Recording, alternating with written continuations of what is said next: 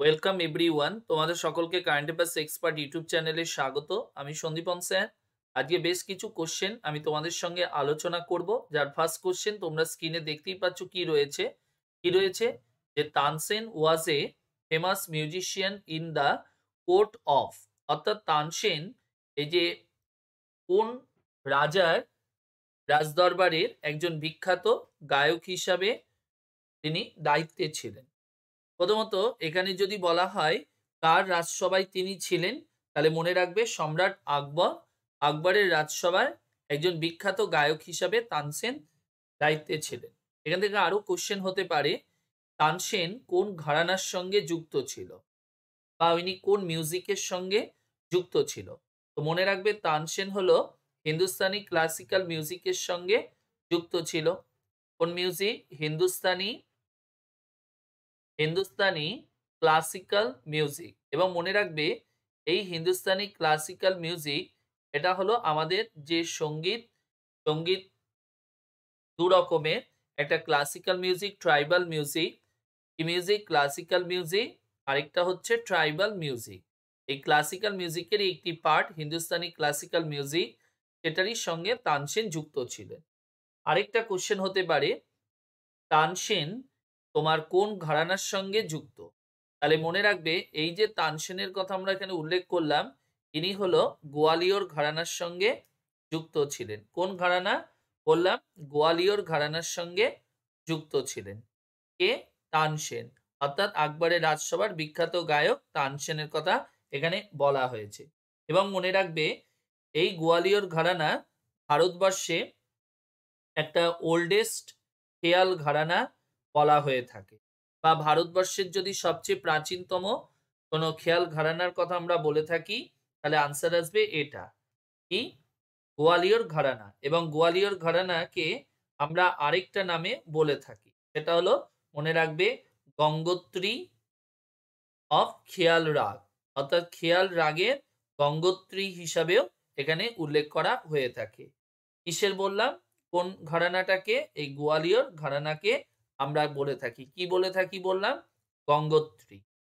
ওকে, এবার আমরা যাব পরের কোশ্চেনে। তাহলে এটার আনসার কোনটা হবে? আকবর আনসার আসবে। পরের কোশ্চেনে দেখো কি রয়েছে, who remark I am revolution and I destroyed the revolution. অর্থাৎ এই যে কথাটা, এই কথাটা তোমার কে বলেছেন? কি বলেছে? I am revolution and I destroyed the revolution. তো এই কথাটা তোমার বলেছেন কে? বিখ্যাত ব্যক্তি, অর্থাৎ নেপোলিয়ন বোনাপার্ট। ঠিক আছে, কি নাম বললাম? Napoleon Bonaparte. তিনি এই কথাটা বলেছেন, আই এম রেভলিউশন অ্যান্ড এবং আই ডেস্ট্রয়েড দ্য রেভলিউশন, মানে তিনি রেভলিউশনকে ধ্বংসও করতে পারে। তিনি এই কথাটা উক্তিটা দিয়েছেন। পরের কোশ্চেনটা কি বলেছে? Who was the first woman chief minister of India. অর্থাৎ ভারতবর্ষের প্রথম মহিলা মুখ্যমন্ত্রীর নাম কি? দেখো এখানে অপশনে যেগুলো বলেছে, যেমন প্রথমে আছে প্রতিভা পাতিল, ইনি হলেন আমাদের দেশে ফার্স্ট ওম্যান প্রেসিডেন্ট। কি বললাম? ফার্স্ট ওম্যান প্রেসিডেন্ট যদি বলা হয় প্রতিভা পাতিল। পদ্মজা নাইডু হলো পশ্চিমবঙ্গের প্রথম মহিলা রাজ্যপাল। আর সুচেতা কিপালিনী, অর্থাৎ এটাই হবে আমাদের কোশ্চেনের আনসার। ভারতবর্ষের প্রথম মহিলা মুখ্যমন্ত্রী বললে আনসারটা আসবে সুচেতা কিপালিনী। এবং ইনি কোন রাজ্যে হয়েছিল? উত্তরপ্রদেশ। এবং ইনি কোন সময়ে হয়েছিল? 1963 থেকে 67 পর্যন্ত ইনি আমাদের দেশে প্রথম কোন একটি রাজ্যে মহিলা মুখ্যমন্ত্রী হিসাবে দায়িত্ব গ্রহণ করেছিলেন। কি নাম? সুচেতা কিপালিনী। কোন রাজ্য? উত্তরপ্রদেশ। ওকে। আর অমৃত কৌর যদি বলা হয়, এই বা অমৃতা কৌর, ইনি হলেন আমাদের দেশে প্রথম মহিলা কেন্দ্রীয় মন্ত্রী বা central minister, first women central minister হিসাবে ইনি দায়িত্ব পালন করেছেন। নেক্সট কোশ্চেন কি বলেছে? Who was the prime minister of India when the look east policy of India formulated.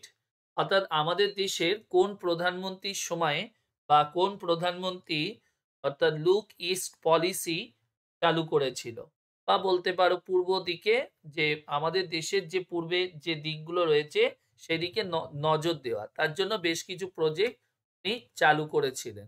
সেটা কে করেছেন? আমাদের দেশের প্রাক্তন প্রধানমন্ত্রী পিভি নরসিমহা রাও। এখান থেকে একটা কোশ্চেন হতে পারে, ইনি হলেন আমাদের দেশের দক্ষিণ ভারতের প্রথম কোনো প্রধানমন্ত্রী। অর্থাৎ দক্ষিণ ভারত থেকে প্রথম কোনো প্রধানমন্ত্রী যদি বলা হয়, তো ইনি তোমার এনার নাম বলা হয়। যেমন আমরা বলি পাঞ্জাবি প্রথম কোনো প্রধানমন্ত্রী রিসেন্টলি মারা গেলেন মনমোহন সিং, তেমনি দক্ষিণ ভারত থেকে বললে এনার কথা আমরা বলে থাকি। এবং তারই আমলে আমাদের দেশের অর্থনৈতিক ব্যবস্থার কিন্তু বিশাল পরিবর্তন হয়েছিল। মানে ১৯৯১ এর ওই সময় পিরিয়ড। সরি। এবার যদি কোশ্চেন করে ইনি কোন সময় আমাদের দেশের প্রধানমন্ত্রী হিসেবে দায়িত্ব পালন করেছেন, তাহলে মনে রাখবেন 91 থেকে 96 পর্যন্ত দেশের প্রধানমন্ত্রী হিসাবে দায়িত্ব পালন করেছিলেন। ওকে। আর মনে রাখবে ইনি তোমার ভারতবর্ষে অর্থাৎ প্রধানমন্ত্রী হিসাবে ৯১ থেকে ৯৬ পর্যন্ত দায়িত্ব পালন করেন এবং প্রথম দক্ষিণ ভারতের এবং মনে রাখবে সেকেন্ড পার্সন নন হিন্দি স্পিকিং ব্যাকগ্রাউন্ড, মানে নন হিন্দি ভাষী বা হিন্দি ভাষী নয় এরকম দ্বিতীয় প্রধানমন্ত্রী হিসাবেও তিনি দায়িত্ব পালন করেছেন। কি নাম? PV Narasimha Rao. Next question দেখো আমাদের কি বলেছে, who was the author of the book from Volga to Ganga. এটা একটা বইয়ের নাম, বুক। কি নাম বললাম? From Volga to Ganga. এই বইটি কে লিখেছেন? প্রথমত এই বইটি লিখেছেন কে? অর্থাৎ ডি অপশন, অর্থাৎ রাহুল সাংকৃত্যায়ন, যিনি তোমার এই বইটি লিখেছেন। এবং এনাকে মনে রাখবে ইনি বা এই যে রাহুল বলে যে রাইটারের কথা আমরা এখানে উল্লেখ করেছি, এনাকে আমরা কি বলি? একে বলা হয় father of Hindi travel literature. কি নাম বললাম? Father of Hindi travel literature বলা হয়ে থাকে। এই ভদ্রলোককে আমরা বলে থাকি। আর কি? Father of Hindi, father of Hindi travel travel literature. মনে রাখবে খুব ভালো করে এটা। ওকে। আর কি মনে রাখবে? ইনি বেশ কিছু ভাষাতে বই লিখেছেন আর তোমার ইনি বেশ কিছু গুরুত্বপূর্ণ পুরস্কারও পেয়েছেন। তার পুরস্কারগুলোর মধ্যে কি কি পুরস্কার? যেমন সাহিত্য একাডেমি অ্যাওয়ার্ড পেয়েছেন। এই সাহিত্য একাডেমি অ্যাওয়ার্ড, যেটা উনি কত সালে পেয়েছেন? 1958-এ পেয়েছেন। আরেকটা পুরস্কার পেয়েছে পদ্মভূষণ, পদ্মভূষণ পেয়েছেন। এই পদ্মভূষণ পুরস্কারটা কবে পেয়েছেন? 1963 সালে তাকে এই পুরস্কারটা দেয়া হয়। ঠিক আছে? তো গুরুত্বপূর্ণ দুটো পুরস্কারের নামও মনে রাখবে। আর তার যেমন বইয়ের মধ্যে ভলগা থেকে বা ভলগা টু গঙ্গা, তেমনি রয়েছে মেরি জীবন যাত্রা। ঠিক আছে? তো এরকম বেশ কিছু গুরুত্বপূর্ণ বই ইনি লিখে গেছেন। নেক্সট কোশ্চেন দেখো আমাদের কি রয়েছে, বলছে Sardar dam Sardar Sarovar dam has been build over the, অর্থাৎ কোন নদীর উপরে এটা তৈরি করা হয়েছে? তো প্রথমত এটা মনে রাখবে কোথায় অবস্থিত? গুজরাটে। এটা কোন স্টেটে? গুজরাটে। গুজরাটের যদি বলা হয় কোন ডিস্ট্রিক্ট? গুজরাটের ডিস্ট্রিক্টের নাম হলো নর্মদা ডিস্ট্রিক্ট।